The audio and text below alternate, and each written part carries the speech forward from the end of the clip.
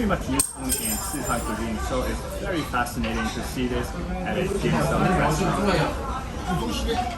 Ever since that great meal of creative dim sum at Vermilion Bird during our last trip to Shanghai, I've been craving for such creativity. So we visited Xintiandi to check out a creative restaurant demurred by purists but lauded by those that embrace changes. It just so happens that Xintiandi is the site where monumental changes that shaped modern China were instigated.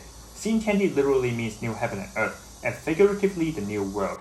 The area is one of the cradles of New China because the first congress of the CPC took place here. The location is preserved as a museum just down that road.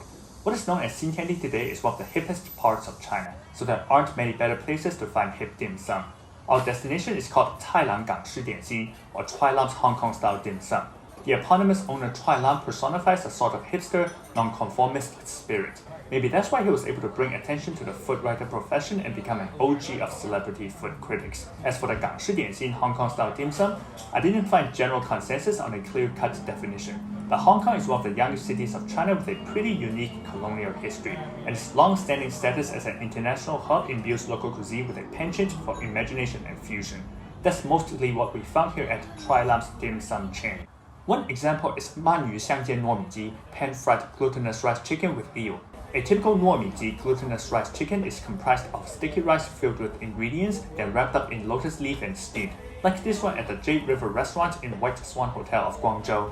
Chua Lam's product is the less common pan-fried version, but the true touch of creativity is topped in a golden disc with a piece of Japanese unagi. The sweetness of the tari sauce supplemented the filling's savory oomph. There were not only international but also domestic fusions, such as 藤椒带子樱花饺, cherry blossom dumpling with scallop and rattan pepper. Well, this is a very unique combination between Sichuan cuisine and Cantonese cuisine. Now this Sichuan pepper is called rattan pepper because it grows in little clumps on rattan-like plants. And it's pretty much used only in Sichuan cuisine, so it's very fascinating to see this at a dim sum restaurant.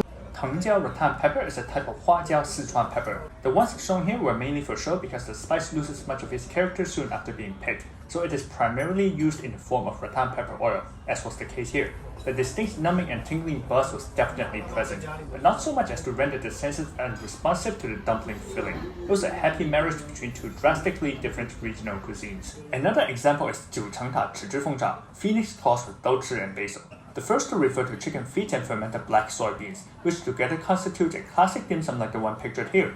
The innovative inclusion of basil adds an herbal tone and an exotic element because basil is often associated with Southeast Asia.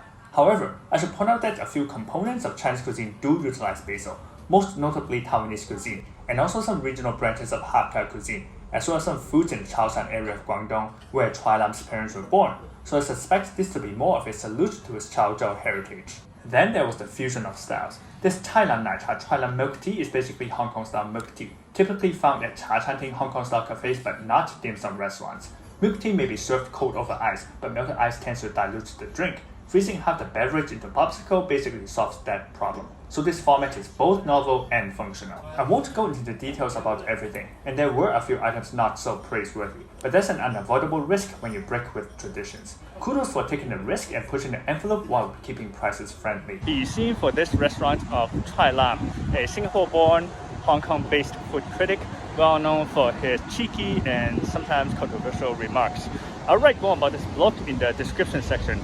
And as for the restaurant, I guess it's pretty competitive in terms of pricing and products because the place was packed when we arrived and when we left.